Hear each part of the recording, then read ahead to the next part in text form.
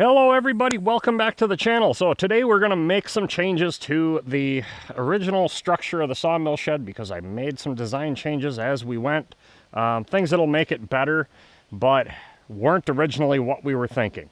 So let me bring you in and show you what we're going to do first. Okay, as you can see, when we started building this, we were only going to come to here, which we did with the posts. 1, 2, 3. And we decided the spreader wasn't undercover enough back there, so we added another post, so our lean-to was out there a little longer, and that worked out beautifully. But this was going to be the questionable. What were we going to do here? The original plan was rafter, end it, and then just do an awning that come out that 4 feet, covered me at the Sawyer station, and would have been perfect, except I changed my mind. I wanted to finish this building off.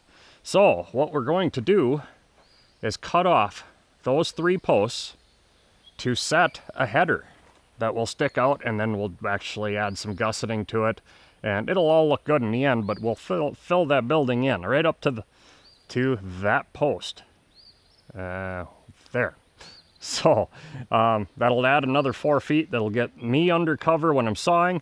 And then why we put those 2 posts out there was to stretch cable across and put a shade tarp. So eventually we'll get that done. But what are we using for a header? Well, there it is. This is a railroad switch tie. These are the ties that are used in the switches. So where you get away from your standard 9-foot, standard tie, 9 foot, 8 foot 6, 9 foot, 9.5. That's a standard track tie. This is 13 feet. This would actually be I believe just before the frog of the switch. Based on the plates I'm seeing here, I don't remember. It's been a long time since I built a switch, probably about 5 years. But this is a switch tie. So this will get us, based off of that post, and that post, will get us out there that 4 feet, and that'll put plenty of weight on those posts to support that out there for that last rafter or truss. So that is what we're doing. This is a relay. This is a used tie, and significantly cheaper than a brand new one. A brand new one is way more than I was willing to spend, and well, this one was given to me, so it worked out perfect. But it is a very good relay. What we do with a relay is we flip it upside down and then put it in the switch and spike it up, and they work really well. They last a very long time, but this one's in good shape. So I'm going to climb up there after I measure the tie, which should be 9 inches, 7 high, 9 wide. Measure out my 9 inches down from the top, and then cut, take that off, and then we'll place this up there and see how she looks.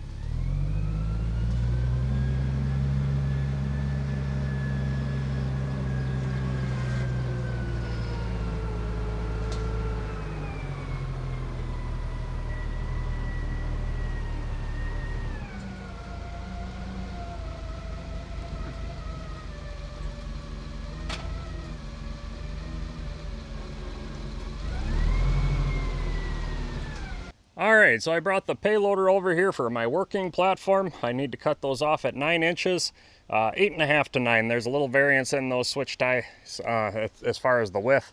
But when we set the rafter up there, we'll just notch it wherever it needs to be if we're a little bit high, so no big deal.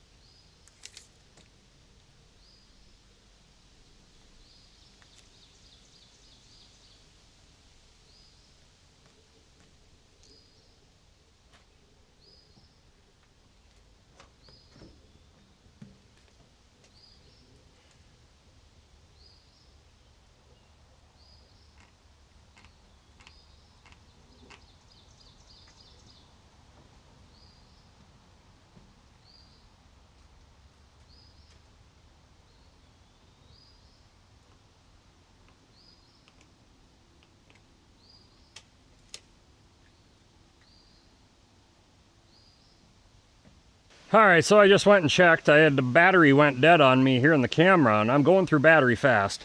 I just went and checked. It's 89 degrees out here right now and 80% humidity. It is miserable. It is hot. It is sticky, but I'm running out of time. We got to get this done. So let's get started.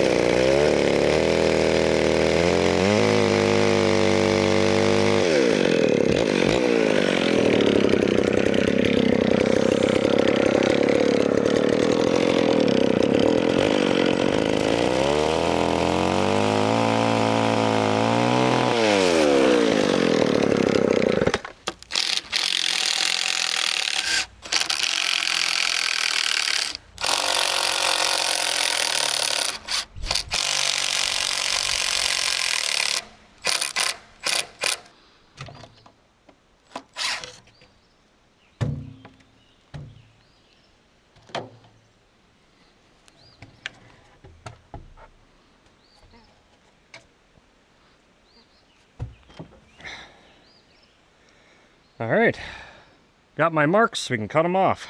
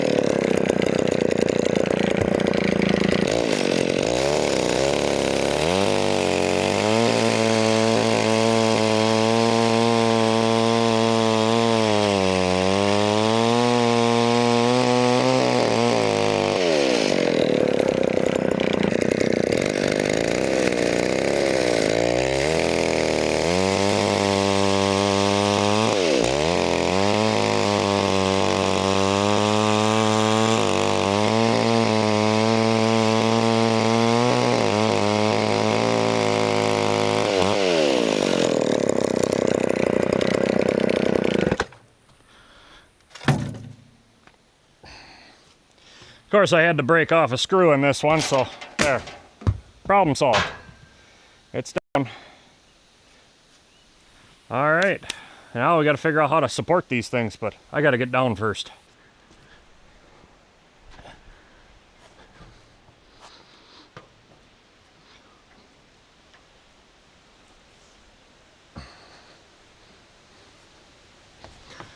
Now I know somebody's going to have a hissy fit about this. Too bad.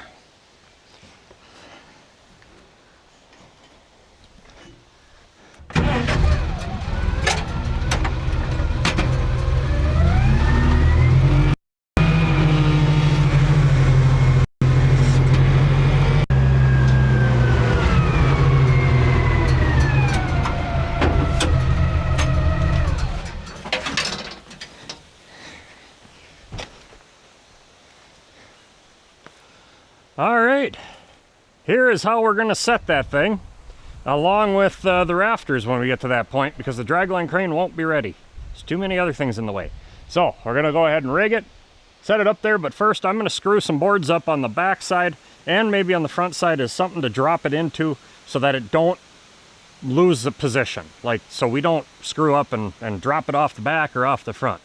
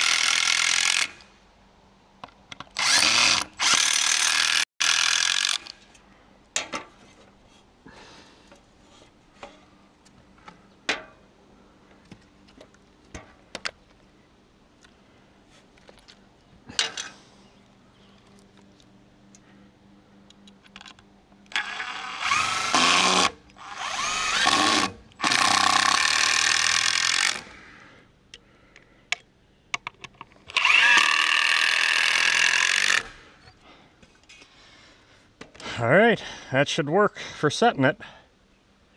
Looks pretty good.